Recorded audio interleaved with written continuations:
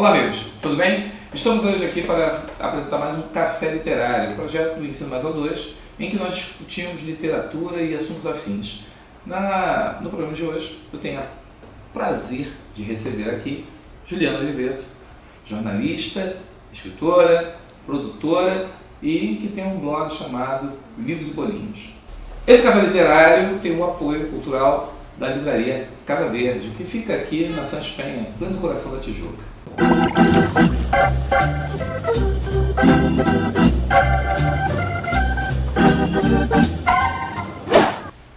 Bem, Juliana, eu acho que quem não conhece o seu trabalho poderia saber como é o seu blog, qual a função dele. Então, Monteiro, meu blog ele tá no ar já há quase 7 anos e ele começou muito com essa vontade de querer dividir com as pessoas as coisas que eu lia, né? Eu lia as coisas, não tinha muito com quem comentar, eu falava, não, alguém tem que ter lido isso, alguém tem que ter tido a mesma opinião ou uma opinião totalmente contrária, eu queria discutir aquilo com alguém. Então, o meu blog sempre funcionou assim, eu falava, e as pessoas respondiam e aí a gente começava uma conversa, que pra mim a graça de ler é essa, né? A gente poder ter um diálogo, poder falar sobre isso. E hoje, né, com as mudanças que, enfim, a blogosfera, que é como a gente chama, as mudanças que ela passou nos últimos anos, eu acabei migrando só para um canal no YouTube, porque parece que hoje é mais fácil para as pessoas irem lá e assistirem um videozinho, do que ficar lendo e, enfim, comentando, mas funciona muito bem. Eu basicamente vou lá, falo de livros e as pessoas interagem comigo falando o que elas acham, que elas, enfim, se concordam, não concordam. E eu consigo cumprir o papel do blog através do canal do YouTube. O bacana dessa história toda é que você lê uma média de 6, 7 livros. E eu fico pensando assim, pô, essa pessoa eu sei que trabalha, é agitada e consegue ler 7 livros. Como você consegue isso? É vício, paixão? Como é que a gente classifica isso? É um pouco dos dois, eu acho. E, na verdade, hoje eu consigo ler uma média de 6, 7 livros por mês. E é uma média bem baixa, tá? Porque há alguns anos eu conseguia ler, cheguei a bater 100 livros por ano. Só que aí, né, como você falou, a vida é muito agitada, muita coisa pra fazer. Tem trabalho, tem família, tem amigos, namorado, enfim. A gente tem que viver também, infelizmente, não dá só pra ficar lendo. Mas eu consigo ler, manter uma média de uns 6, 7 livros por mês. E, assim, tem um pouco de vício de precisar estar mergulhada numa outra história. Tem muito disso. Que não é nenhuma fuga da realidade, mas é uma maneira de relaxar.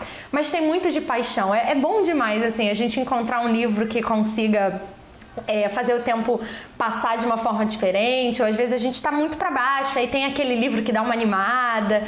Então eu acho que tem muito disso, é muito amor, assim, e vem desde sempre. Então é uma coisa que eu tô muito acostumada. Quando eu não consigo fazer, quando eu não leio, eu fiquei, né, uns 8 meses lendo pouquíssimo. Ano passado inteiro eu só li 15 livros.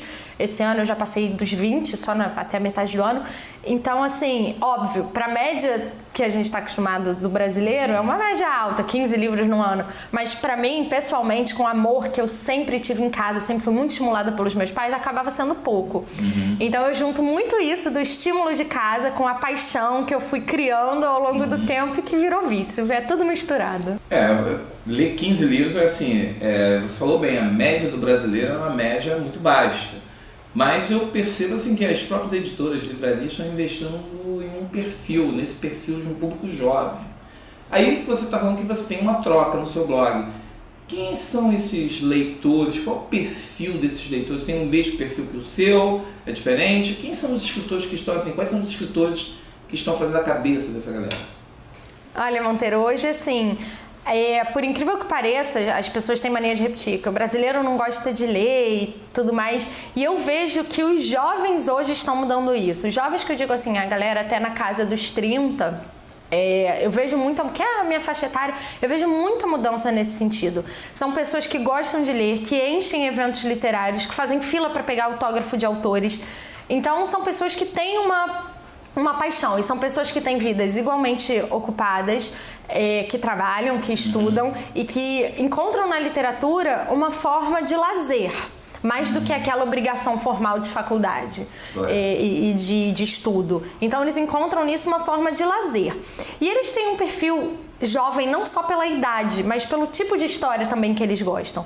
Hoje a gente tem no Brasil, né, e eu fico muito feliz com isso, um surgimento grande de autores e autoras, principalmente autoras, voltadas especificamente para esse público, que assim, se utilizam de temáticas diferentes, seja um tipo de romance histórico ou que são romances um pouco mais apimentados.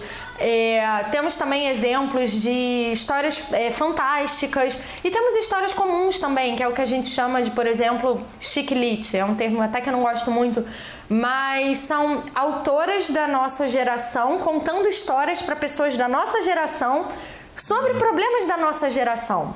E isso é muito legal, porque a gente vê, muita gente desmerece essa questão, porque é best-seller, porque não é isso, é aquilo, mas eu acho que o que vale é o estímulo, porque a pessoa raramente fica presa numa coisa só. Então, quando ela começa a ler, ela vai embora. Então, se ela começou, sei lá, lendo 50 Tons de Cinza, que seja, pelo menos ela começou por algum lugar. E hoje o Brasil tem uma gama de autores e autoras muito grande que vem crescendo cada vez mais. Eu poderia citar aqui algumas que me vêm à cabeça. A Karina Risse, que ela escreve para um público um pouquinho, né, assim, mais velho, na minha faixa etária. Tem a Luísa Trigo, que escreve para jovens e faz um super sucesso. A Patrícia Barbosa. Tem também uma galera que foge dessa área de romance, né, mas que também investe numa literatura mais descolada, digamos assim. Tem o Rafael Montes, que escreve coisas mais de terror, não é terror exatamente, tipo um thrillerzinho.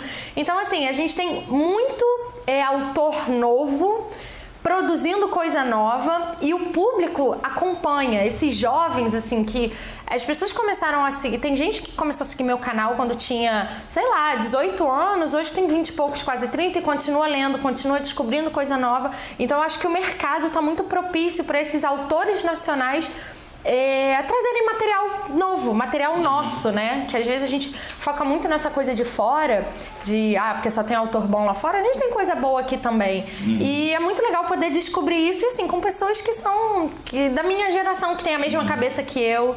Acho que é bem por aí. E com esse público, você acha que, já que eles estão acompanhando tantas coisas novas, como é que fica a relação com os clássicos? Ainda há espaço para os clássicos? É uma coisa complicada. Por exemplo, eu pessoalmente, tem aqueles clássicos que a gente chama clássicos de colégio, tipo, sei lá, o Guarani, que Senhora, Iracema, que particularmente as pessoas, pelo menos assim, eu vejo pela galera da minha geração, não tem mais paciência, porque foi muito martelado no colégio. Mas assim, eu sou louca por Machado de Assis, por exemplo. E o que eu vejo nessa galera nova é que eles às vezes não têm o conhecimento.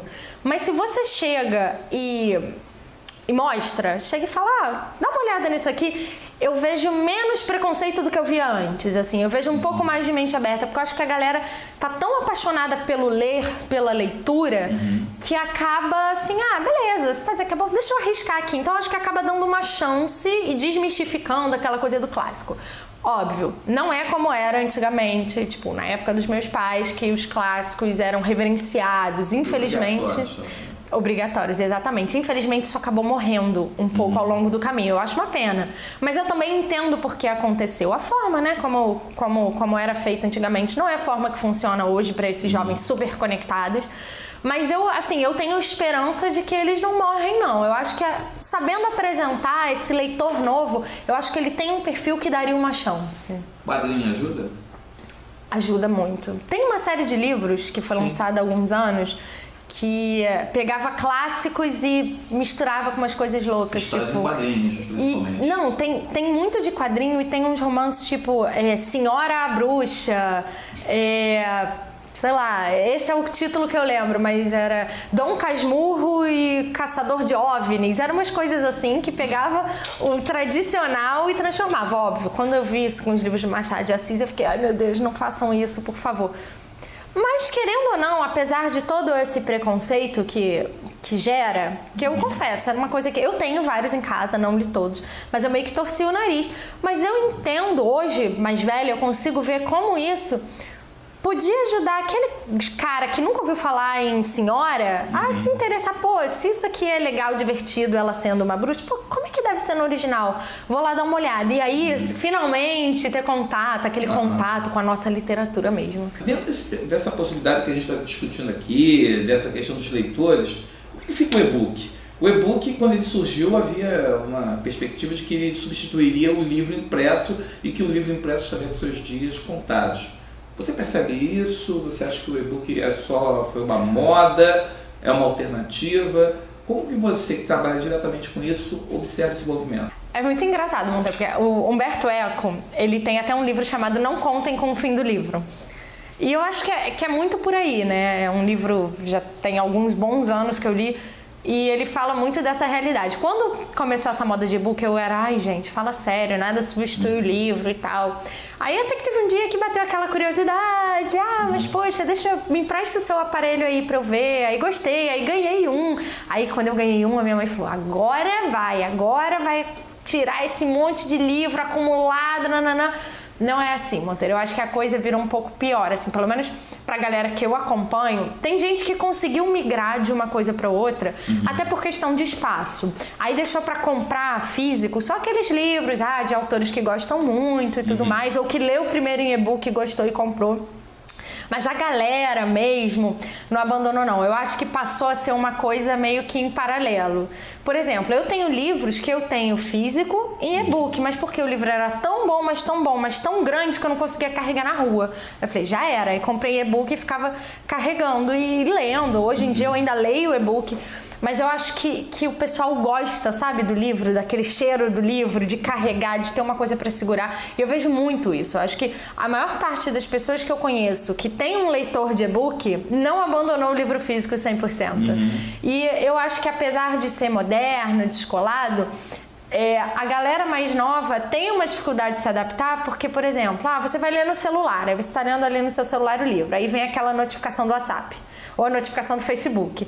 Então, assim, é uma coisa que acaba atrapalhando mais do que ajudando. Então, a menos que você tenha um dispositivo próprio, eu acho que já é uma coisa que você tem que carregar, e quem carrega aquilo, carrega livro, né? Mas tudo bem. Então, assim, eu acho que a galera, apesar de usar o e-book, pelo menos aqui no Brasil, com o público que eu lido, eu não vi essa substituição, não.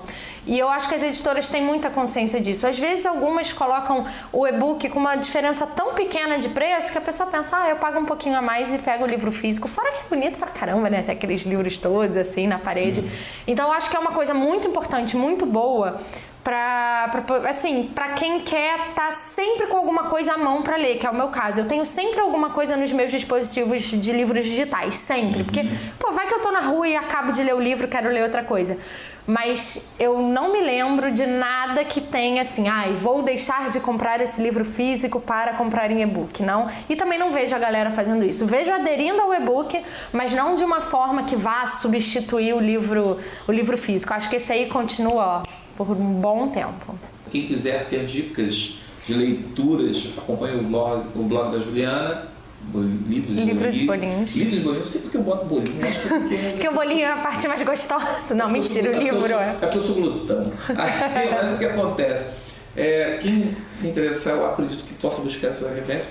Mas o que você deixa assim de recado, de mensagem, para quem de repente está querendo despertar essa paixão pelo livro?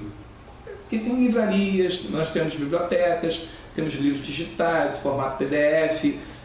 Qual o conselho que você daria? Olha, Monteiro, eu acho que o mais importante, antes de qualquer coisa, de escolher se vai ser um livro físico, um PDF ou qualquer coisa, um e-book, é você escolher alguma coisa que te agrade, porque a gente vê muita gente ditando regra, não, porque começa por isso, começa por aquilo, porque é um clássico, como assim você não é um clássico e tudo mais, mas eu acho que no fundo, o importante é você escolher alguma coisa que te agrade. Porque como é que você vai poder gostar de ler se você só começa a ler coisa que os outros indicam e você não gosta? Então, acho que o mais importante é procura alguma coisa que você goste. Seja pela capa, não sei por onde começar, a livraria é muito grande. Escolhe umas capas. Gostei dessa capa. Julga o livro pela capa. E depois vira, dá uma olhada na sinopse. Então, existe uma profissão chamada livreiro, sabe? Que são as pessoas que ficam na livraria e eles têm conhecimento e podem te ajudar se você ficar na dúvida, se você não quiser acessar nenhum blog e tudo mais. Mas assim, eu acho que tem muito do feeling. Eu acho que quando você encontrar um livro que chamar sua atenção, você vai saber. Seja pela capa, pela sinopse, mas o importante é você começar por algum lugar que te deixe confortável. Você não pode querer sair da sua zona de conforto de cara. Ah, eu vou começar a ler, sei lá, vou começar toda a obra do Machado de Assis e eu nunca li nada na vida. Calma, não é assim. Pode ser que você não goste de ler por causa disso. Não porque o Machado é ruim, é porque você não está acostumado. Então, começa por um lugar que te deixe confortável. E aí, a partir daí, você vai explorando, entendeu? Vai procurando outras coisas, aí vai se arriscando e saindo da zona de conforto. Mas começa por um lugar que te agrade, porque eu acho que a leitura é muito isso, assim, aquela coisa que te dá aquele carinhozinho. Bem, o papo tá bom, mas tudo tem um fim. E chegamos ao final de mais um Café Literário. Eu agradeço a presença da Juliana, é um prazer. Para quem não sabe, Juliana foi minha aluna quando ela tinha 13 anos de idade e dei a responsabilidade para ela cuidar do jornal da escola, época da Jaú, né? Isso. A papeleta. A grande papeleta. Ela foi uma das figuras mais importantes quando nós mudamos a cara do jornal e ela foi responsável por isso. Foi um prazer te encontrar. Ai, o prazer é todo meu, Monteiro. Foi uma honra. Obrigada pelo convite. Espero que você volte outras vezes para bater papo de livro e que a gente converse mais. Recadinho para os nossos... Eu acho que todo esse nosso papo aqui, né, já deu o tom de... Ler é bom demais, eu não preciso falar. E se você ainda não começou, procura alguma coisa que te agrade, porque depois que você começar, eu duvido, eu não conheço ninguém que tenha parado no caminho. E se você tá na dúvida, pode dar uma olhada lá no meu canal, é o www.livrosebolinhos.com. Eu acho que é isso. Amei estar por aqui, espero voltar outras vezes. Com certeza, e o prazer será sempre nosso. Você assistiu mais um Café Literário com o apoio da Livraria Casa Verde, aqui na Sans Penha, na rua Júlio Pari 42. Passa por aqui, lê um bom livro, toma um café, ok? Um abraço, até a próxima.